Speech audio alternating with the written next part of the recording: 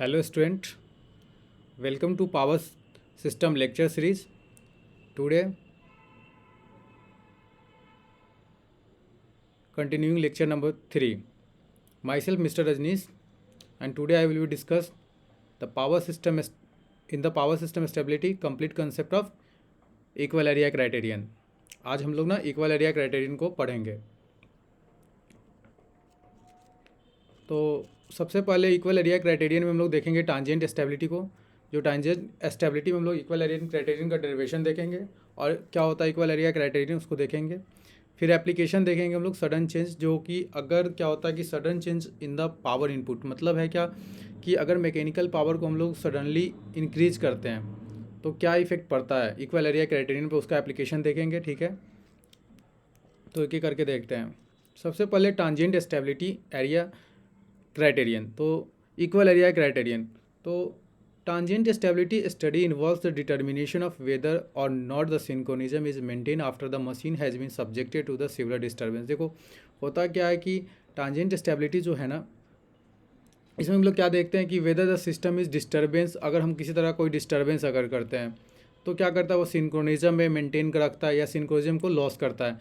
तो ये हमारा क्या है एक तरह का हम लोग स्टडी करते हैं. तो यही लिखा है कि टांजेंट स्टेबिलिटी जो है ना involves to determination the whether or not the synchronism is maintain after, अगर मशीन को किसी तरह का हम सिर्फ कोई डिस्टर्बेंस आता है, अलग अलग तरह का डिस्टर्बेंस, जैसे कि sudden application of the load, जैसे कि लोड जो है सो इंक्रीज करता हो, लोड अगर हम एक्स्ट्रा लोड कनेक्ट कर देते हैं तब जाके उस तरह से हो सकता है, या जनरेशन का लॉस हो सकता है कि जनरेटिंग स्टेशन पे किसी तरह का लॉस हो गया जनरेशन का. अगर 500 मेगावाट का जनरेट करना था जनरेटर को, लेकिन वो क्या कर रहा है, वो 400 मेगावाट ही पावर जनरेट हो रहा है, तो 100 मेगावाट पावर क्या हो रहा है कि लॉस हो रहा है जनरेशन का. फिर लॉस हो रहा है लार्ज लोड का, अगर किसी तरह का लोड डिस्कनेक्ट कर गया, कि अगर किसी तरह का लोड डिस्कनेक्ट कर गया तो लोड साइड से क्या कर गया कि डिस्टर्बेंस क्रिएट हो गया, और किसी तरह का फॉल्ट आ जाता है अपने सिस्टम में, तो ये भी तुम्हारा एक डिस्टर्बेंस है. तो अगर इस तरह के डिस्टर्बेंस को मेरा सिस्टम क्या करता है कि इस डिस्टर्बेंस को रिमूव करके अगर वो सिंक्रोनिज्म को मेंटेन कर लेता है तो हम लोग बोलते हैं कि अगर वह अपने से नॉर्मल ऑपरेशन में ऑपरेट करने लगता है तो हम लोग बोलते हैं कि ये सिंक्रोनिज्म हो गया. अगर ये नॉर्मल ऑपरेशन में नहीं वर्क करता है तो हम कहते हैं कि सिंक्रोनिज्म लॉस कर गया हमारा सिस्टम. तो हम देखते हैं कि इक्वल एरिया क्राइटेरियन क्या बोलता है. The solution of swing equation is not always necessary to investigate the system stability. क्या है कि जो सॉल्यूशन ऑफ स्विंग इक्वेशन हम लोग देख रहे थे कि जो आ रहा था हमारे पास ये एच पर यूनिट में अगर हम देख रहे थे तो H per unit by d square delta t t square P input minus electrical power, मतलब mechanical power minus electrical power is accelerating power. तो ये जो स्विंग इक्वेशन ही सिर्फ हमारे पास एक मेथड नहीं है कि जिससे हम लोग क्या स्टेबिलिटी को इन्वेस्टिगेट कर सकते हैं कि सिस्टम स्टेबल है और अनस्टेबल है. हमारे पास rather in the most cases, बहुत सारे केस में हम लोग क्या करते हैं डायरेक्ट अप्रोच भी हम लोग लगा लेते हैं. May be taken such approach, उसी अप्रोच को based on the equal area criterion, हम लोग इक्वल एरिया क्राइटेरियन के बेस्ड पे अप्रोच यूज़ करके भी हम लोग क्या करते हैं सिस्टम को आइडेंटिफाई कर लेते हैं कि सिस्टम हमारा स्टेबल है या अनस्टेबल है. तो देखते हैं. सबसे पहले हमारे पास ये स्विंग इक्वेशन से आता है जो हम लोग प्रीवियस लेक्चर में देख चुके हैं. एम पर यूनिट, अगर पर यूनिट में हम लोग देखते हैं तो ये M per unit delta square delta by d t square और P input minus E P mechanical power minus electrical power, या input power minus electrical power, ये लिखा है. ठीक है. अब देखो तुम्हारे पास क्या है कि इस इक्वेशन को ना क्या करेंगे हम लोग, वही P input minus electrical power को हम लोग पी एक्सेलरेटिंग पावर भी लिख सकते हैं. तो इस इक्वेशन को इस तरह से मॉडिफाई किए हम लोग, एम को इधर ले लिए और डेल स्क्वायर डेल्टा, इस तरह का इक्वेशन आ गया इक्वेशन 1. अब देखो ये इक्वेशन ना as so in this figure, तो ये फिगर एक देखो इक्वेशन, इसको हम लोग इक्वेशन 1 रखते हैं, आगे चलते हैं देखते हैं. तो as so in this figure, देखो ये फिगर ना 5 में जो प्लॉटिंग है वो डेल्टा और टाइम के बीच में क्या है कि ये प्लॉटिंग है, मतलब ये ना कि रोटर एंगल टाइम के साथ कैसे वेरी करता है उसमें प्लॉट किया गया हुआ फिगर है. तो ये फिगर हमने प्रीवियस लेक्चर में भी, लेक्चर 1 में भी इसके बारे में हमने एक्सप्लेन कर रखा है, लेकिन थोड़ा सा यहाँ भी बता देता हूँ कि as a so in this figure if the system is unstable, क्या है कि सिस्टम हमारा क्या होगा जब अनस्टेबल हो जाएगा, अगर किसी तरह का क्या हो रहा है कि डिस्टर्बेंस तो आया, लेकिन ये देखो डिस्टर्बेंस आया और ये हमारा क्या है वेव फॉर्म बना. जब डिस्टर्बेंस आया तो वेव फॉर्म, तो डेल्टा क्या गया, क्या रोटर एंगल क्या करता है तुम्हारा इंक्रीज कर जाता है infinitely with the times, indefinitely with the times क्या करता है टाइम के साथ इनडिफिनिटली इंक्रीज कर जाता है तो मशीन क्या करता है, सिंक्रोनिज्म को लॉस कर देता है with the time and the machine losses the synchronism. तो क्या मशीन तुम्हारा लॉस कर गया सिंक्रोनिज्म, और सिंक्रोनिज्म को लॉस कर गया। देखो ये सिंक्रोनिज्म को लॉस कर गया, ये क्या कर रहा है, रोटर एंगल ना इनफिनिटली टाइम के साथ इंक्रीज करता गया, ये कहीं भी, तो ये तुम्हारा सिंक्रोनिज्म को लॉस कर देता है। फिर क्या लिखा है, in a stable system delta undergoes oscillations which eventually die out due to damping. क्या है कि ये हमारा ना देखो ये ना एंगल, ये रोटर एंगल को देखो कि ये किस तरह से रोटर एंगल तुम्हारा क्या गया, एक मैक्सिमम पर जाता है, change of rotor angle with the time equal to zero. ये तुम्हारा एक मैक्सिमम क्या हुआ कि अगर ये स्विंग हुआ ना, ये तुम्हारा फर्स्ट स्विंग था, इस फर्स्ट स्विंग का क्या है, मैक्सिमम पीक पे गया, इसके बाद क्या किया, चेंज कर लिया उसने पीक को, तो इवेंचुअली क्या बात, इसके बाद क्या होगा, वो डाई आउट हो जाएगा, धीरे धीरे करके वो डाई आउट होगा। तो जो डाई आउट कर रहा है that the system will be stable. तो ये जो होगा second swing, third swing, fourth swing, तो ये जो फोर्थ स्विंग जो हो रहा है तुम्हारा, तो सिस्टम क्या हो रहा है कि इवेंचुअली एक समय के बाद क्या होगा, सिस्टम स्टेबल की तरह रीच कर जाएगा। तो ये कि डेल्टा अगर ऑसिलेशन हो रहा है और इवेंचुअली डाई आउट हो रहा है ड्यू टू डैम्पिंग, तो सिस्टम हमारा स्टेबल होगा। और देखो इन फॉर्म फिगर, अच्छा ये जो 4 है ना, ये 5 ही होगा। तो it is clear that the system will be stable, तो ये सिस्टम स्टेबल हो गया। अब देखो it must be change of delta with the time. क्या है कि change of delta with the time अगर हम बोलते हैं ना कि rotor angle with respect to d t, तो is equal to zero that at the same instant. अगर किसी टाइम पे ऐसा होता है ना, तो दिस क्राइटेरियन, जो यही क्राइटेरिया जो है ना, it can simply obtain from the equation 1, जो कि हम लोग इक्वेशन 1 से ऑब्टेन करेंगे। This criterion can simply B obtain from the equation 1 that is called the equal area criterion. देखो कैसे आता है ये, देखो सबसे पहले जो ऊपर इक्वेशन जो था इक्वेशन 1, इस इक्वेशन को हम लोग क्या करेंगे, मल्टीप्लाई करेंगे दोनों side, multiply equation 1, it is not a mention, equation 1 52 नहीं होगा, यहाँ पे 1 होगा। Equation 1 multiplying equation 1 by two D delta by d T V have. तो तुम्हारे पास कुछ इक्वेशन इस तरह का आएगा, दोनों साइड मल्टीप्लाई कर लिया हम लोग एबव इक्वेशन को, इक्वेशन 1 को देखो हमने दोनों साइड मल्टीप्लाई किया। देखो ये इक्वेशन था तुम्हारा d delta by d t square plus P a by M, तो accelerating power by moment of inertia जो है सो, तो ये तुम्हारे पास इक्वेशन हुआ। अब क्या करोगे, इस दोनों इसको ना क्या करोगे कि इसको ना तुम इंट्रीगेट करोगे विथ रिस्पेक्ट टू टाइम। जब इसको इंट्रीगेट करोगे ना, इस इक्वेशन को इंट्रीगेट करोगे, तो तुम्हारे पास कुछ इक्वेशन इस तरह का आ जाएगा, d delta by d t का होल स्क्वायर, दोनों का होल स्क्वायर आ जाएगा, 2/m delta naught by delta P d delta आ जाएगा। ये इक्वेशन तुम्हारे पास ड्राइव हो गया। इसका इक्वेशन, ये इक्वेशन नंबर 3। अब देखो ये पी ए हम लोग ऊपर में बोला था कि ये एक्सेलरेटिंग पावर होता है, जो कि input power minus electrical power होता है, और डेल्टा नॉट जो होता है वो इनिशियल पावर एंगल होता है, जो इनिशियली देखो ये डेल्टा नॉट जो इनिशियल पावर एंगल उसको बोलते हैं, जो कि हमारा मशीन जो था ना उस वक्त रन कर रहा था, किसी तरह का कोई नॉर्मल ऑपरेशन हो रहा था, जो मैकेनिकल पावर दे रहा था, मैकेनिकल पावर इनपुट था और इलेक्ट्रिकल पावर एज आउटपुट मिल रहा था। तो यहाँ पे किसी तरह का कोई डिस्टर्बेंस नहीं था, किसी तरह का कोई डिस्टर्बेंस यहाँ पे अकर्स नहीं था। तो हम लोग यहाँ पे क्या बोलते हैं, इसीलिए यहाँ पे बोलते हैं that is the rotor angle initial power angle before the rotor begins swings. क्या करा है, the rotor begin swings because of the disturbance, जब भी because of disturbance initial power before the rotor begin swing, जब rotor swing कर रहा था, मतलब रोटर एंगल घूम रहा था स्विंग, तो कब, जब डिस्टर्बेंस नहीं था।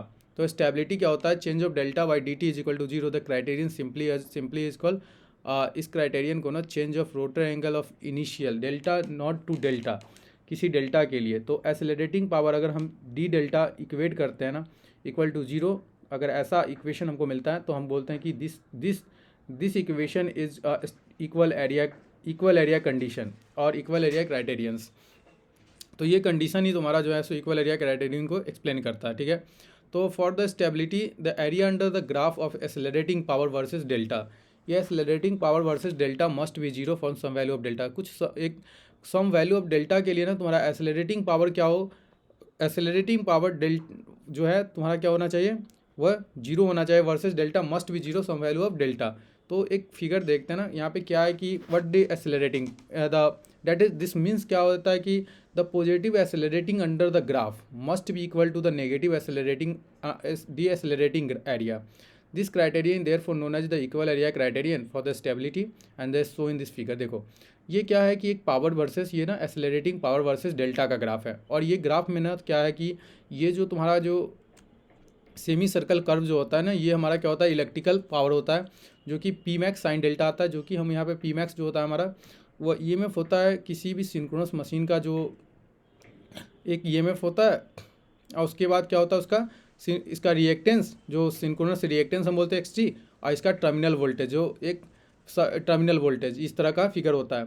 तो हम लोग यहाँ से क्या बोलते हैं कि पी मैक्स जो होता है ना वो we T EMF magnitude of EMF multiply we T terminal voltage divided by the synchronous reactance into sine delta. तो ये हमारा मैक्सिमम पावर जो होता है, ये पी मैक्स का वैल्यू होता है, इसका ये साइन डेल्टा मल्टीपल करते हैं, तो ये तुम्हारा टोटल इलेक्ट्रिकल पावर देता है। तो ये इलेक्ट्रिकल पावर का ये कर्व है। तो अब देखो है क्या, इनिशियली क्या है कि इस फिगर में ना इनिशियली क्या है कि देखो PI0, ये ना PI0 है, मतलब इनिशियल जब हमारा मैकेनिकल पावर इलेक्ट्रिकल पावर दोनों है, that is steady state eight the point A, this is the point ए। तो यहाँ पे क्या है कि तुम्हारा मैकेनिकल पावर इलेक्ट्रिकल पावर दोनों सेम है, और मशीन जो है सो जो भी जनरेटर है वह सिंक्रोनस चल रहा है, मतलब बहुत उसका ना it is mechanical power is equal to electrical power. यहाँ पे हम लोग कहते हैं कि डेल्टा नॉट के लिए। तो ये तुम्हारा क्या है कि एक्सेलरेट यहाँ से अब क्या करेगा, देखो इस फिगर को पूरे अच्छे से एक्सप्लेन किया गया एप्लीकेशन इसी।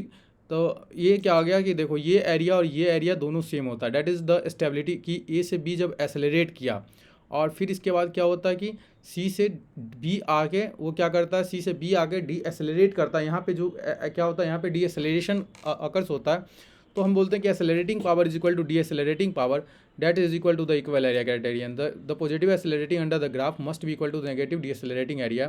तो this criterion is called the equal area criterion of the stability. ठीक है, अब देखो इसको सडन चेंज में देखते हैं, थोड़ा सा अच्छा से समझ में आएगा कि application of sudden change in the power input क्या है। कि देखो ये फिगर है ना, इस फिगर में क्या करें हम लोग, इनपुट पावर को एज अ पॉइंट ए, सबसे पहले in figure point A corresponding to delta naught, point A को इसके डेल्टा नॉट की क्रॉसपॉन्डिंग अगर हम देखते हैं पॉइंट ए को, तो initial it is a operate on the steady state, initially steady state operating point क्या है कि initially steady state operating point पे वर्क कर रहा है। This means electrical power is equal to the I input power. ठीक है, कि इनपुट पावर जो है सो इलेक्ट्रिकल पावर पे वर्क कर रहा है, दोनों का पावर जो सेम है। ठीक है, at this point the input power of machine, जो input power of the machine PI0 is equal to PE0, मतलब PI0 जो होता है तुम्हारा input power at the mechanical side, और E0 output power of electrical as output power. तो ये लिखा है जब where PE0 is the develop power, इसी को डेवलप पावर बोलो, इसी को आउटपुट इलेक्ट्रिकल पावर बोलते हैं।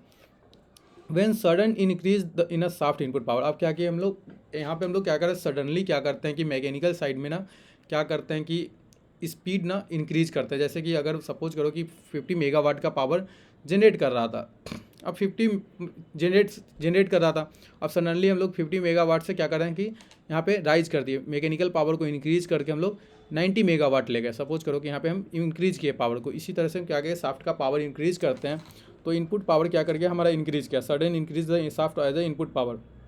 तो एक्सेलरेटिंग पावर आ गया, क्योंकि क्या हो गया, एक्सेलरेटिंग पावर क्या होता है, जो मैकेनिकल पावर अगर तुम्हारा ज़्यादा होगा इलेक्ट्रिकल पावर से तो एक्सेलरेटिंग पावर आएगा। जब भी मैकेनिकल पावर ज़्यादा होता है एक्सेलरेटिंग पावर से, तो इसको हम बोलते हैं, जब भी mechanical power greater than the electrical power it is accelerating power, जो प्रीवियस लेक्चर में भी एक्सप्लेन किया था। तो इट्स बिकम अ पॉजिटिव। अब क्या हुआ कि ये देखो इस तरह से इंक्रीज करेगा, इस तरह से वेव फॉर्म इसका इंक्रीज करेगा, ए से बी की तरफ मूव करेगा। तो बी पे जाने के बाद तो ये लिखा है when sudden increase the shaft input power PI the accelerating power PA and become positive and the rotor moves toward the point B। तो रोटर कहाँ मूव कर जाएगा, रोटर मूव करेगा पॉइंट B पर, that is corresponding to delta 1। अब delta 1 तक हमारा date is the, अब ये जो एरिया आता है ना that is the accelerating area, ये एक्सेलरेटिंग एरिया तुम्हारा था। वी हैव एज्यूम, इस कंडीशन में ना हम लोग क्या करते हैं, assume that the machine is connected to the large power system so that the VT terminal voltage does not change, also XD does not change, machine का जो सिंक्रोनस रिएक्टेंस नहीं चेंज होगा, और फील्ड का करंट भी जो हम लोग फील्ड करंट मेंटेन जो EMF जो हो रहा है जनरेटर का EMF वो भी चेंज नहीं होगा। तो कॉन्सिक्वेंटली हम लोग क्या कहते हैं कि rotor accelerate and the power begins increase. इससे क्या हुआ, रोटर एक्सेलरेट करेगा एंड एंगल जो है पावर एंगल क्या करेगा, इंक्रीज करेगा। अब पॉइंट B पे देखते हैं, at the point B, at point B जो है ना यहाँ पे होना चाहिए एट द पॉइंट B, तो input power is equal to electrical power. यहाँ पे भी हमारा क्या है कि जो अब PI यहाँ पे ये इनपुट पावर है, P इनिशियल इनपुट पावर था, हम लोग इनिशियली इनपुट पावर जो इलेक्ट्रिकल पावर से इक्वेट था। अब हम कह रहे हैं कि ये ना इनपुट पावर जो है अब जो 90 मेगावाट जो पावर राइज किया, यहाँ भी हमारा इलेक्ट्रिकल पावर इस पॉइंट पे भी at the point B electrical power should also same, this is also same as rotor angle delta one. किस वैल्यू के लिए? डेल्टा वन के वैल्यू के लिए ना, यहाँ पे क्या है कि यहाँ पे भी तुम्हारा इलेक्ट्रिकल पावर सेम है, ठीक है। जब रोटर एंगल इंक्रीज किया तो delta is equal to delta one, क्या हो जाएगा? Delta is equal to and delta is equal to delta one, but the d delta by d t is still positive. Change of rotor angle is change with rotor angle with the time is still positive and delta overshoot become B, ठीक है, overshoots B. अब final क्या है? That is final the steady state operating point. अब क्या है कि ये ना द बी पॉइंट जो है so final steady state point पे है। अब अगर इसके बाद अगर हम और भी एक्सेलरेट करते हैं तो P A is negative, now the P A is negative, delta ultimately reach the maximum value of d two. अगर आप तुम एक्सेलरेट अगर करोगे ना तो यहाँ पे क्या होता है? इलेक्ट्रिकल पावर राइज करने लगता है और मैकेनिकल पावर क्या होता है? कमने लगता है। तो यहाँ पे क्या होता है कि तुम्हारा डी एक्सेलरेशन आ जाता है, और डी एक्सेलरेशन आने के कारण क्या होता है कि P A is negative, accelerating power, now the accelerating power is negative and delta ultimately reach the value of delta two. Delta कहाँ रीच कर जाता है? सी पे पॉइंट पे आता है, और इस पॉइंट सी के आने के बाद फिर से swing back toward the B, और फिर से अल्टीमेटली क्या आता है? अगर स्टेबिलिटी को मेंटेन करना होगा तो क्या करेगा? ये अपने आप को क्या करेगा? फिर से normal final steady state point पर ऑपरेट करेगा, क्योंकि हमारा क्या है कि स्टडी स्टेट पॉइंट पर ऑपरेट करने का सिंक्रोनिज्म है। हमारा क्या है कि हम लोग इक्वल एरिया क्राइटेरियन इसीलिए यूज ही कर रहे हैं कि हम लोग सिंक्रोनिज्म को मेंटेन रखना चाहते हैं। तो अगर हमारा क्या है कि यहाँ से स्विंग बैक करके टुवर्ड द पॉइंट बी और स्टडी स्टेट पॉइंट पे फिर से चलाएगा, फाइनल स्टडी स्टेट पॉइंट, तो ये क्या करेगा? हमारा system ultimately reach to the synchronism. और ये स्टडी देखो, therefore the system rotor settle back point which ultimately steady state operating point पे आ जाएगा और सिस्टम अपना सिंक्रोनिज्म मेंटेन करेगा। अब देखो, in the accordance with the equation for the stability equal area criterions requires. देखो, इक्वल एरिया क्राइटेरियंस जो रिक्वायर्स, तो हम लोग इक्वल एरिया क्राइटेरियंस को क्या बोला था हमारा कि देखो ऊपर में क्या बोला कि there is the accelerating power, the positive accelerating under area under the graph must be equal to the negative decelerating area. This criterion therefore known as the equal area criterion of the stability. This means कि वही बात यहाँ पे लिखा है कि in the for the stability the equal area criterions require, तो area one is equal to area two. हमने इक्वेट किया कि एरिया वन जो है सो एरिया टू से इक्वल होगा। ये इक्वेशन 4 जो लिखा है ना ऊपर से हम लोग लिए हैं कि accordance with the equation number 4। ये देखो ये कि ये कंडीशंस, ये जो बोलता है ये वही है कि एक्सेलरेटिंग एरिया जो होना चाहिए वो इक्वल, या इसको हम लोग ऐसे बोले तो, या बोले area under the graph accelerating power P A versus delta का जो ग्राफ आता है, जो एक्सेलरेटिंग पावर का ग्राफ आता है डेल्टा के साथ, वो जीरो आया कुछ some value of delta, that is उसी को हम लोग ये बात बोलते हैं कि positive accelerating area is under the graph must be equal to the negative accelerating area, ठीक है। अब देखो तो ये लिखा है। अब ये देखो यहाँ से हम लोग क्या करते हैं ना, अब यहाँ से हम लोग देखते हैं ये कि अगर हम क्या करते हैं इंटीग्रेट करके एरिया को फाइंड आउट करते हैं। इंटीग्रेट करेंगे तो डेल्टा नॉट से डेल्टा वन, सबसे पहले हम लोग देखेंगे कि देखो डेल्टा नॉट से डेल्टा वन गए तो ये एक्सेलरेटिंग पावर था। एक्सेलरेटिंग पावर था तो क्या होगा? पी आई, मतलब इनपुट पावर क्या था? ज़्यादा था पी ई से। पी मैक्स ये जो था इलेक्ट्रिकल पावर था, P input minus P electrical, तो यहाँ पे हम एक्सेलरेटिंग पावर वाला इक्वेशन लगाए तो P one minus P max sine delta, तो ये delta P max sine delta में इलेक्ट्रिकल पावर का इक्वेशन है, ठीक है, डी डेल्टा। अब delta one two delta one से डेल्टा टू हम लोग क्या करेंगे? डी एक्सेलरेट कर रहा था तो हम लोग क्या करेंगे? यहाँ इलेक्ट्रिकल पावर ज़्यादा होगा, देखो इलेक्ट्रिकल पावर पहले लिखे, फिर क्या लिखे? मैकेनिकल पावर, इनपुट पावर, तो डी डेल्टा। ऐसा इक्वेशन को जब इस इक्वेशन को तुम सिंप्लीफाई करोगे तो तुम्हारे पास कुछ इस तरह का इक्वेशन आ जाएगा। P input delta one minus delta naught plus P max cos delta one minus cos delta naught equal to the P, ये इन इधर लेफ्ट साइड का इक्वेशन का सिंप्लीफाई हुआ और राइट साइड के इंटीग्रेशन को सिंप्लीफाई करते हैं तो ये इक्वेशन आ जाता है P I delta one minus delta two P max cos delta one cos delta two ये। और ये इक्वेशन हम लोग जानते हैं कि पी इनपुट क्या है, हम लोग जान ही रहे थे पी इनपुट क्या यूज कर रहे हैं, जो कि P max sine delta use कर रहे हैं। तो ये हमारा इक्वेशन नंबर 7 हो गया। अब इस इक्वेशन को ना हम जहाँ पी इनपुट था, पी इनपुट जहाँ भी था हम वहाँ पे इस इक्वेशन को यूज कर देंगे, और बाकी जितना जहाँ भी था पी इस इक्वेशन को यूज करेंगे हम लोग और फाइंड आउट कर लेंगे। तो सिंप्लीफाई करेंगे ना सब्स्टिट्यूट करके इस वैल्यू को, विच व्हेन सब्स्टिट्यूटेड दिस इक्वेशंस, इस इक्वेशन को सब्स्टिट्यूट करोगे तो तुम्हारे पास जो इक्वेशन आएगा ये कुछ सिंप्लीफाई करके आएगा। P max delta one minus delta naught sine delta P max cos delta one cos delta naught equal to P max is equal to P max delta one minus delta two sine delta plus P max cos delta, ये equation. अब इसको भी simplify करोगे equation को भी, तो इस equation को सिंप्लीफाई करोगे तो delta two minus delta naught sine delta one plus cos delta two, ये माइनस कॉस डेल्टा नॉट, तो ये इक्वेशन लास्टली सिंप्लीफाई होकर आता है। तो हम लोग को ना कभी कभी क्या आती है कि जब भी हमको ना इस पर क्या होता है, इसके बेसिस पे न्यूमेरिकल पूछता है ना, तो हमसे पूछ लेता है कि सडनली क्या करते हैं कि कुछ पावर, अभी हम देखेंगे उस टाइप का ही न्यूमेरिकल मेरे पास एक बताते हैं अच्छे से, और पूरा कंसेप्ट क्लियर हो जाएगा कि इक्वल एरिया क्राइटेरियन होता क्या है। और ये इक्वेशन हमारे पास याद लर्न करके रख सकते हैं, क्योंकि कभी कभी यूज़ कर सकते हैं, नहीं तो अदरवाइज़ ये इक्वेशन ज़्यादा इंपॉर्टेंट है हमारे पास कि कैसे हम लोग यूज़ करते हैं। ये इक्वेशन हमको याद रहना चाहिए ज़्यादा, सबसे ज़्यादा इंपॉर्टेंट मेरे पास ये इक्वेशन है कि ये इक्वेशन याद रहे, काफ़ी है, बस सफिशिएंट है। यहाँ से हम लोग सब कुछ कैलकुलेट कर लेंगे।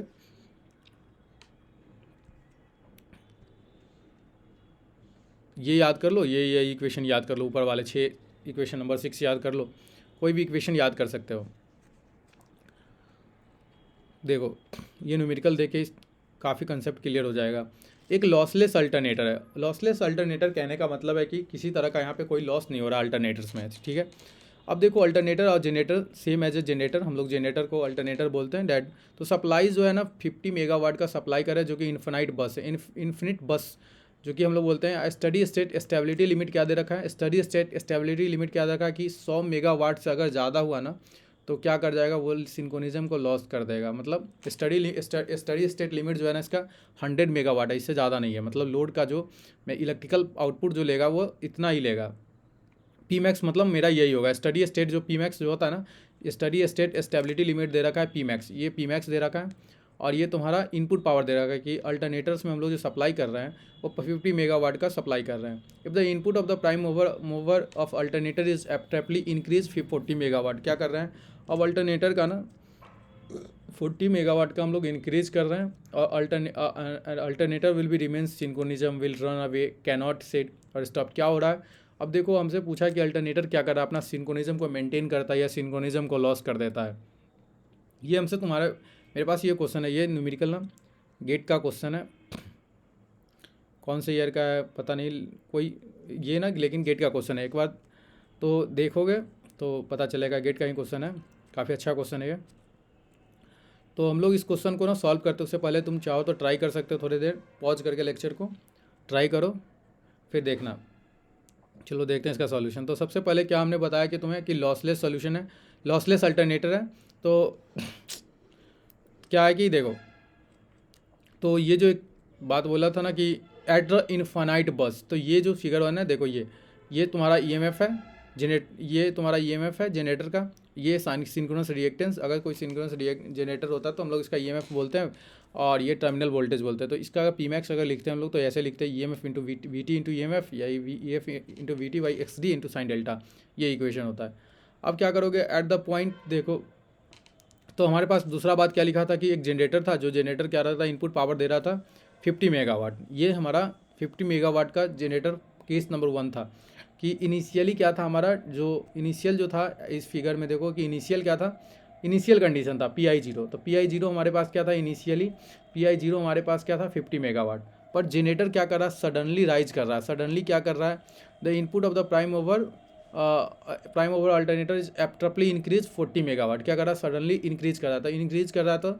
मेरा P1 जो आ रहा है, ये पावर जो आ रहा है कितना हो जाएगा, क्या था 50 मेगावाट, और सडनली कितना इंक्रीज किया 40, तो 40 प्लस 50 मेगावाट तो 90 मेगावाट। ये वैल्यू तुम्हारा 90 मेगावाट आ गया। और पी मैक्स भी तुम्हारे पास दे रखा था, पी मैक्स क्या दे रखा था 100 मेगावाट।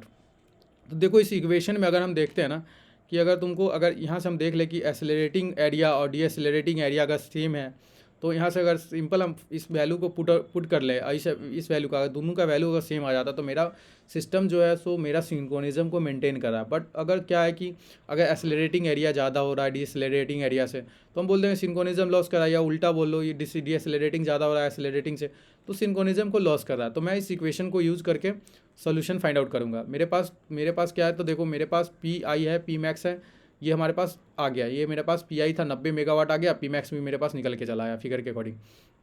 अब तक हम लोग सॉल्यूशन, अब हमारे पास क्या है डेल्टा 1 डेल्टा नॉट, ये सब मेरे पास डेल्टा 1 डेल्टा नॉट, मतलब ये वैल्यू और ये वैल्यू नहीं है। डेल्टा 1 और डेल्टा नॉट का वैल्यू नहीं है, डेल्टा 2 का वैल्यू नहीं, मतलब मेरे पास ना रोटर एंगल का रोटर एंगल का वैल्यू फाइंड आउट करना है हमको। तो देखो सबसे पहले अगर तुम रोटर एंगल का वैल्यू फाइंड आउट करना चाहोगे तो इनिशियली क्या है, इस कंडीशन में इलेक्ट्रिकल पावर से हम लोग इक्वेट करेंगे। तो यहाँ पे हमारा मैकेनिकल पावर क्या है, यहाँ पे मेरा मैकेनिकल पावर क्या था, देखो मैकेनिकल पावर यहाँ पे क्या दे रखा था 50 मेगावाट। इनिशियली क्या बोला था कि मैकेनिकल पावर 50 मेगावाट है, और उस इनिशियल में तो हम लोग बोले थे एट ए स्टडी स्टेट ऑपरेटिंग पॉइंट, क्या है कि जब स्टडी स्टेट ऑपरेटिंग पॉइंट पर अगर वर्क करता है तो मैकेनिकल पावर क्या हो जाएगा तुम्हारा इलेक्ट्रिकल पावर के बराबर हो जाएगा। तो ये पी इलेक्ट्रिकल पावर के बराबर हो जाएगा। यहाँ पे अगर तुम इलेक्ट्रिकल पावर यूज़ करोगे ये वाला P max sine delta not, अब पी इलेक्ट्रिकल हम जानते हैं पी मैक्स साइन डेल्टा के बराबर होता है ये डेल्टा नॉट। तो यहाँ पे हम लोग कॉरस्पॉन्डिंग किसके कॉरस्पॉन्डिंग लेंगे, डेल्टा नॉट के कॉरस्पॉन्डिंग। तो यहाँ से हमको डेल्टा नॉट निकल जाएगा, कैसे निकलेगा, तो देखो डेल्टा नॉट कैसे निकलता है। सबसे पहले अगर डेल्टा नॉट निकलता है एट द पॉइंट, वही जो इक्वेशन था तो उस फिगर के अकॉर्डिंग तो at the point A mechanical power electrical power जो भी हम बता रखे थे, तो P electrical equal to P max sine delta naught. जो हमने डेल्टा नॉट के कॉरस्पॉन्डिंग क्या किया कि इसको हमने डेल्टा नॉट के कॉरस्पॉन्डिंग फाइंड आउट किया। पहले मेरा पी इनिशियल जो था यहाँ पे वो 50 मेगावाट था, फिर यहाँ पे क्या था 90 मेगावाट आया जो हम बता ही रखे हैं, और 100 मेगावाट जो मैक्सिमम था, ठीक है। तो पॉइंट ए पे हमारा था इनिशियल जो है इलेक्ट्रिकल पावर हम लोग इक्वेट कर लिए, और यहाँ से हम लोग डेल्टा नॉट का वैल्यू निकालेंगे साइन इनवर्स निकाल के। तो साइन इनवर्स 50/60 करोगे तो हाफ आ जाएगा, हाफ का 30 डिग्री, और इसका रेडियन में ले जाओगे तो 0.523, ठीक है। ये तुम्हारा वैल्यू आ गया तुम्हारा एट द पॉइंट रेडियन। तो यहाँ पे क्या हो गया तुमको डेल्टा नॉट के निकल गया कि डेल्टा नॉट का वैल्यू फाइंड आउट हो गया। कि डेल्टा नॉट कैसे निकाला हम लोग, डेल्टा नॉट के क्रॉसपॉन्डिंग हम लोग क्या किए, मैकेनिकल पावर को पुट किए हैं और इसको फाइंड आउट किए। मैकेनिकल पावर जो हमारा 50 मेगावाट था, तो ये जो 50 मेगावाट था ऊपर में देखो इस फिगर के अकॉर्डिंग हम इसके क्रॉसपॉन्डिंग हम फाइंड आउट किए, ठीक है। या यहाँ पे भी फिगर देख लो, इसके क्रॉसपॉन्डिंग हम लोग फाइंड आउट कर लिए, तो ये तुमको डेल्टा नॉट दे देगा। अब डेल्टा वन किसके क्रॉसपॉन्डिंग निकालेंगे, बी के क्रॉसपॉन्डिंग। डेल्टा नॉट बी के क्रॉसपॉन्डिंग निकालोगे तो क्या करोगे, सबसे पहले सेम इसी तरह का इक्वेशन लगाओगे और डेल्टा नॉट को निकालोगे। तो यहाँ पे क्या करोगे, अब 90 मेगावाट हो जाएगा, 90 × 100 × sine delta one.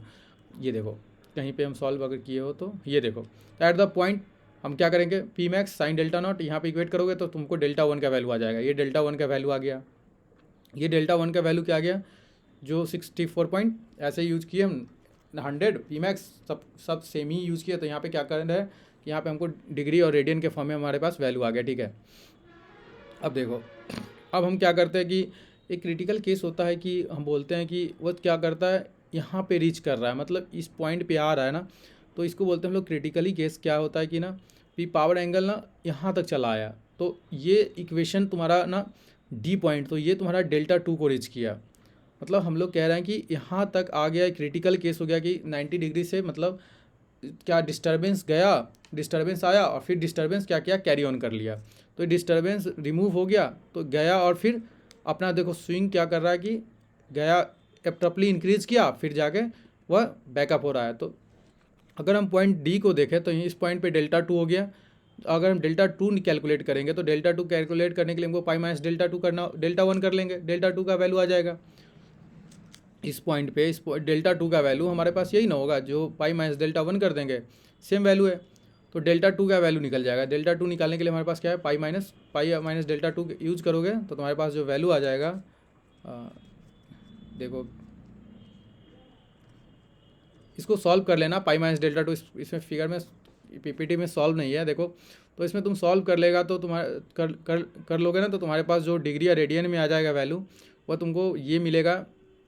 Delta two का वैल्यू जो मिलेगा ना वो तुम्हारे पास मिलेगा in the form of degree 115.84 degree तुमको मिल जाएगा, और रेडियन के फॉर्म में अगर तुम देखोगे ना डेल्टा टू का वैल्यू तो 2.02 के फॉर्म में मिल जाएगा तुमको।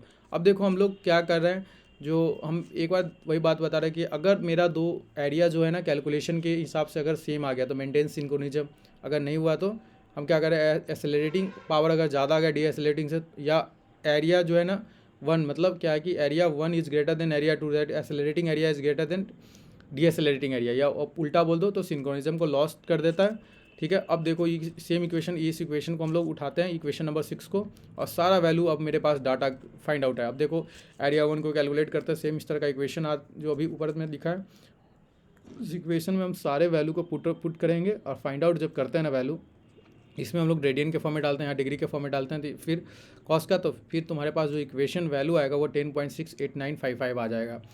ये तुम सॉल्व आउट कर लेना, कहीं कोई प्रॉब्लम नहीं होगी।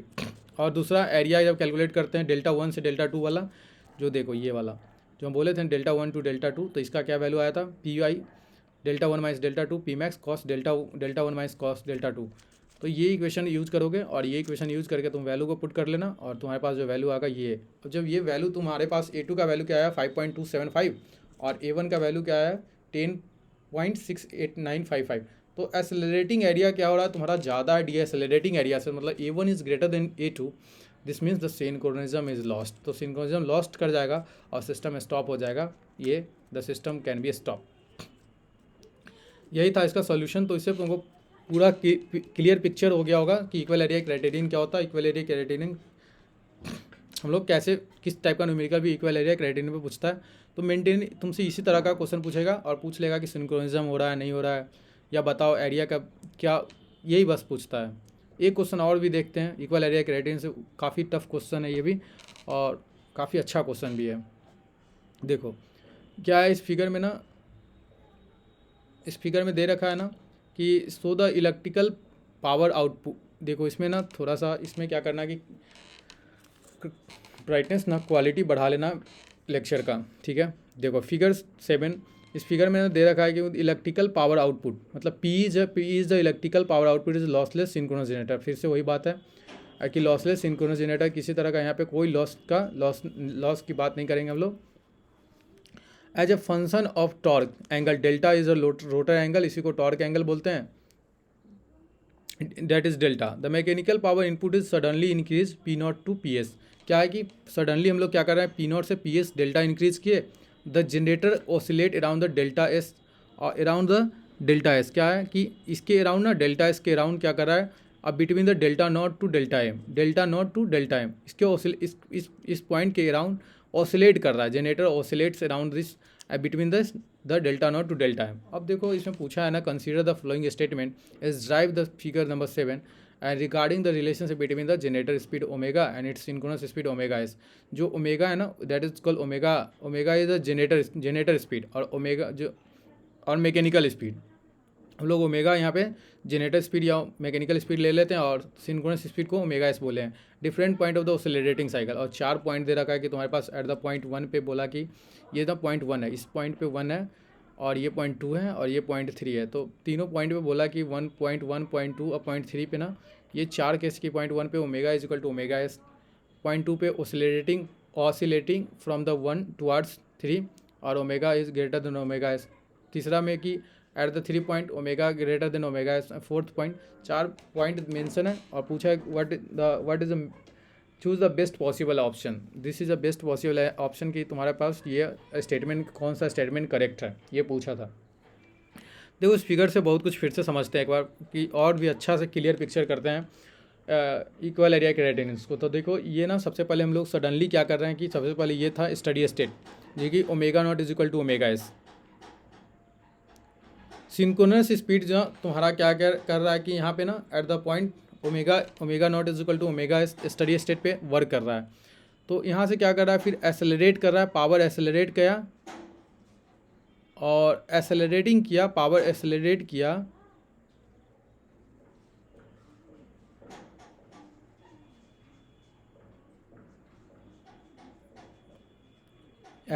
किया पावर यहाँ पे पॉइंट 2 पे और एसेलरेट करके पॉइंट 2 पे एसेलरेट किया और फिर इसके बाद पॉइंट 3 गया।